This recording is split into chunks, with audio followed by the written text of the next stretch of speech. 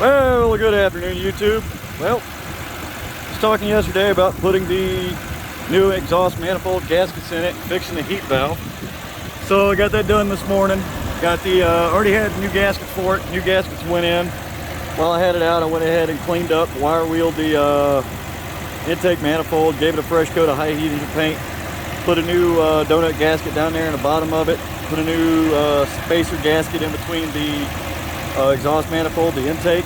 And if you notice, listen how quiet it is now compared to before. The only thing you can hear is the fan. The fan is actually louder than the motor running. And she's a lot quieter. She has a little bit of pep to her now, surprisingly. So I'm really happy about that. She's running a lot smoother, a lot quieter.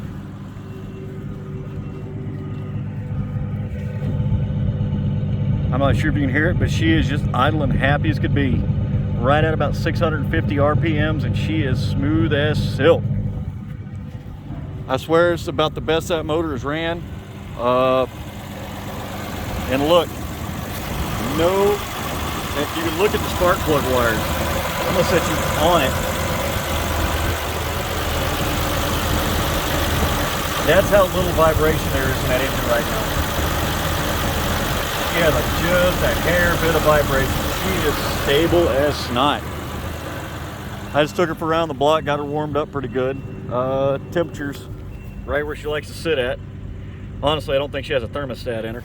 But yeah, so after about a day and 2 days worth of work, cussing, screaming, because luckily I didn't break any bolts. About 2 days worth of work, got her together, and yeah, so that's where we're at. This far away from her, she still sounds smooth as a pit kitten. Honestly, she sounds like a little tractor. But that's it for the day, YouTube. I got some stuff to take care of this afternoon, but I just want to throw an update. Have a great one, y'all. Bye.